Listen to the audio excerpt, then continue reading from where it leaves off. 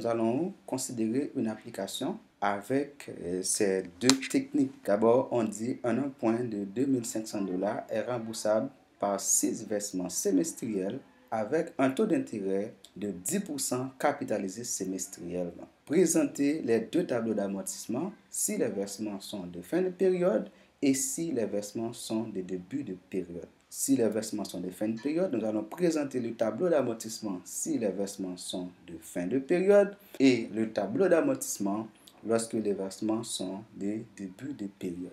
Maintenant, la formule qui nous permet de calculer le versement, parce que d'abord, pour présenter le tableau d'amortissement, il faut calculer le versement. Et à partir de ce versement-là, on va diviser le versement en deux parties.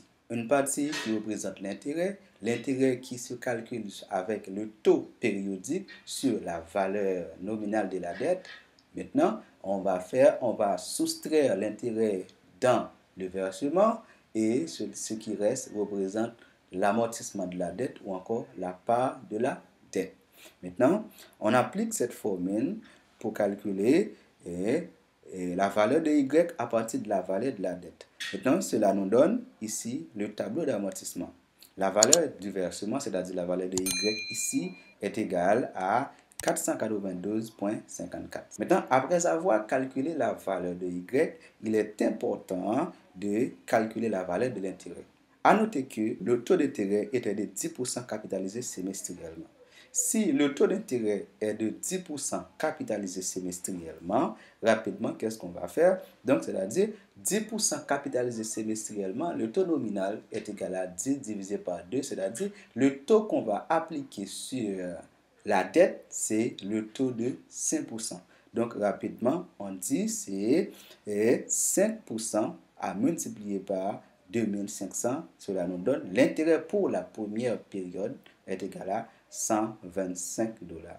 Donc, après avoir calculé l'intérêt pour la première période qui est égal à 125 dollars, on va faire la différence. On va dire qu'ici, c'est 492,54 moins 125 dollars. Cela nous donne l'amortissement qui représente la part de la dette qui c'est 367,54. Maintenant, pour calculer le solde de la dette après une période, vous devez faire la différence entre la dette initiale et l'amortissement de la période. Rapidement, on dit c'est 2500 moins l'amortissement de la période qui représente 367,54. Donc, on a le solde de la dette à la fin d'une période. Maintenant, pour commencer l'autre période, la période suivante, nous allons utiliser le solde de fin comme la dette. C'est-à-dire, nous allons prendre 5% de 2132,46. Cela nous donne 106,64 et on a soustrait ce montant d'intérêt-là dans 492,54 et ce qui reste représente l'amortissement pour la deuxième période qui représente 385,92. Ainsi de suite, on calcule le solde. Le solde, on dit c'est le solde initial de 2132,46 moins l'amortissement de la période actuelle qui représente 385,92 et le solde nous reste 100 747,54. Ainsi de suite. Donc, c'est-à-dire, ainsi de suite, nous, on calcule maintenant et on présente le tableau d'amortissement. À remarquer, comme on a déjà traité une vidéo pour vous montrer comment faire les calculs, si vous n'êtes pas encore regardé cette vidéo, vous pouvez cliquer ici. En fait, je mets cette vidéo ici pour vous, pour avoir une connaissance sur les détails pour présenter le tableau d'amortissement.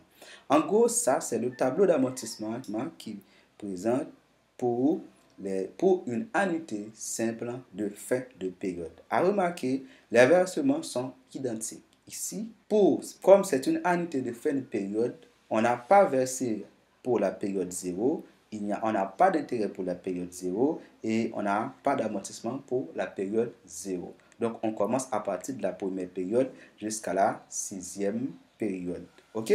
Maintenant, présentons le tableau d'amortissement lorsqu'on a une annuité simple de début de période. Regardons ici, la formule que nous allons utiliser, c'est cette formule-là que nous allons utiliser pour une annuité Ok? C'est cette formule-là qu'on peut regarder ici que nous allons utiliser pour calculer la valeur du versement lorsqu'on a une annuité simple de début de période.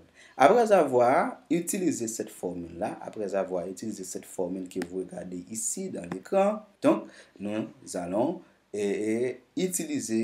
présenter le tableau d'amortissement. Voici, ça c'est le tableau d'amortissement.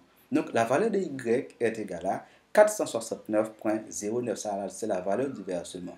Comme on a une annuité de début de période, c'est-à-dire on doit verser à partir du temps 0. Regarde dans le tableau. On verse 469,09 comme versement au temps 0, c'est-à-dire au début de la dette. Okay? Avant de partir, vous devez verser 469,09. On n'a pas d'intérêt parce que pour qu'il y ait intérêt, l'intérêt généralement sont post-payés. D'abord, vous devez avoir, alors, vous devez travailler pendant une période de temps avec le montant que vous avez en main pour qu'il y ait intérêt. Donc, comme on verse au début avant de partir, il n'y a pas d'intérêt. Maintenant, comme il n'y a pas d'intérêt, on voit ici, l'amortissement est égal au versement initial. Rapidement, pour calculer le solde de la dette au temps 0, tout simplement, on dit c'est la valeur de la dette qui était 2500 moins 469,09. C'est pour cette raison qu'on voit ici, au temps 0 qu'on voit ici, regardez ici, c'est pour cette raison qu'on voit, on met ici 2030,91 comme la valeur de la dette au temps 0. C'est-à-dire, cette personne-là qui a emprunté $2500 doit partir le jour même de la signature de contrat avec 2030,91 $. Mais le contrat est signé pour rembourser $2500. Donc, c'est-à-dire, avant de partir, la personne verse le premier versement. Ainsi de suite, maintenant, on utilise cette partie-là pour calculer l'intérêt. Maintenant, l'intérêt va commencer à générer à partir de la deuxième période. Donc, on prend, comme le taux d'intérêt était de 5%, donc on prend 5% de 2030, combien? 91, cela nous donne l'intérêt pour la deuxième période qui est égal à 101,55. C'est-à-dire l'intérêt pour la période 1. La période 1 est considérée comme la deuxième période parce qu'on a versé au temps 0, ainsi de suite. Donc, comme on a ici l'intérêt, on dit c'est le versement 469,09 moins l'intérêt ici qui c'est 102 combien, et cela nous donne 367,54 qui représente l'amortissement pour la deuxième période. Donc, pour calculer le solde de fin de période, on fait la différence entre la valeur qu'on a, c'est-à-dire 2030,91 moins 367,54, cela nous donne ici cette valeur-là qui c'est 100 663,37. Cette somme-là représente la valeur de la dette et les intérêts. Cette somme, ça représente l'intérêt total de la dette pendant la durée. Et cette valeur ici, lorsqu'on fait la somme de ces amortissements, cela doit nous donner la valeur de la dette. Et à la fin, le solde doit être toujours égal à 0. Maintenant, nous allons voir quelle relation qui existe entre une annuité de fin de période et de début de période entre ces deux tableaux d'amortissement. Et si on vous demande de calculer la valeur d'un amortissement, la valeur d'un amortissement financier pour une période quelconque, sans avoir présenté le tableau d'amortissement, comment allez-vous faire ça? Ici, maintenant, je vous présente un graphique ici. Voyez-vous ici à partir de ce graphique-là. Dans ce graphique, on présente les amortissements financiers d'abord de début de période avant et de fin de période après. Les amortissements financiers. Donc, pour début de période, on a l'amortissement financier au temps 0 pour une annuité de début de période. À partir de ce tableau-là, l'amortissement financier était égal au versement qui est égal à 469,09. Ici, c'est cette valeur que nous présentons ici. C'est cette valeur. Ainsi de suite, et cette valeur. Donc, jusqu'à ce qu'on présente ici, c'est 6 valeurs de l'amortissement que vous voyez ici au niveau du premier graphique. Ainsi de suite, pour l'annuité de fin de période, vous présente ici, on vous présente, regardez ici, on a l'amortissement financier, premier, deuxième, troisième, quatrième, cinquième, sixième, ainsi de suite. 6 périodes. Donc, c'est cette valeur-là qu'on a présentée ici. pendant le premier, et deuxième, troisième, quatrième, sixième amortissement. Maintenant, établissons la relation qui existe entre ces deux valeurs. Comment que remarquez-vous ici? On remarque que la valeur de l'amortissement du début de période pour la deuxième période est égale à la valeur de l'amortissement de fin de période pour la première période. À partir de cette relation-là que vous voyez ici, on peut déterminer la relation qui existe entre ces deux valeurs-là. Maintenant, on voit que pour déterminer n'importe quelle valeur de l'amortissement, on doit utiliser d'abord le facteur 1 plus i. C'est le facteur 1 plus i qui fait la différence entre ces deux valeurs-là. Rapidement, regardons ici à partir, c'est-à-dire nous regardons cette formule ici. Pour déterminer l'amortissement financier de n'importe quelle période, nous pouvons écrire dans le cas d'une annuité simple de fin de période la relation suivante. Cette relation que vous voyez là, c'est une relation pour une annuité simple de fin de période. C'est-à-dire, l'amortissement financier pour n'importe quelle période est égal à l'amortissement financier 1 à facteur de 1 plus i exposant R moins 1. C'est-à-dire, tout simplement, on peut remarquer, pour calculer l'amortissement financier de la deuxième période, on utilise l'amortissement financier du premier période à multiplier par 1 plus i, ainsi de suite.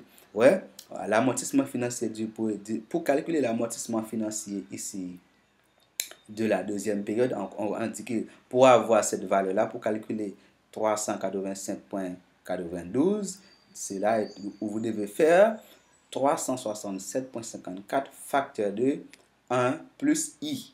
OK?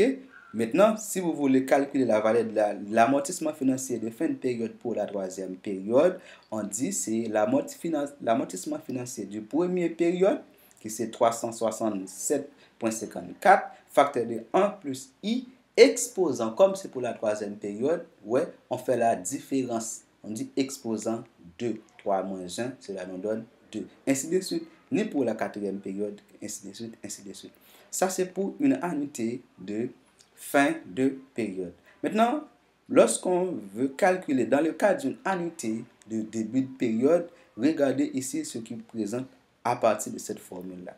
Voilà, cette formule est utilisée pour calculer pour une annuité de début de période. Parce que à partir de ce graphique que vous voyez là, donc on voit qu'il y a une relation entre début de période et de fin de période.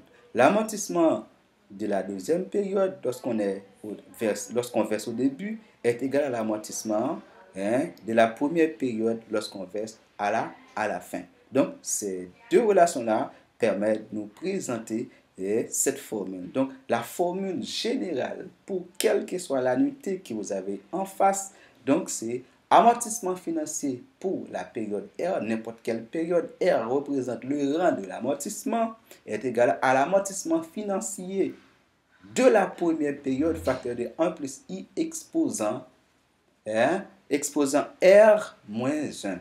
R moins 1. C'est-à-dire, lorsqu'on dit R moins 1, c'est-à-dire le rang moins le premier amortissement. Lorsqu'on a un amortissement de fin de début de période, donc on ne peut pas utiliser l'amortissement financier de la première période maintenant pour généraliser cette formule. Pour une annuité de fin de période, on utilise l'amortissement financier de la première période pour calculer les autres amortissements. Cependant, pour une annuité de fin de période, on utilise l'amortissement de deuxième période pour calculer les autres amortissements. C'est pour cette raison qu'on utilise ici cette formule. On commence à partir de l'amortissement de deuxième période. Pourquoi? C'est parce que cette relation existe entre ces deux amortissements, c'est à partir de la deuxième période. Donc, on utilise cette valeur-là pour calculer n'importe quel amortissement à partir de la deuxième période si on est en phase d'une annuité simple de début de période. Mais lorsqu'on est en phase d'une annuité simple de fin de période, on utilise comme base l'amortissement financier de la première période. J'espère que ça a été bien pour tout le monde. Merci, à la prochaine.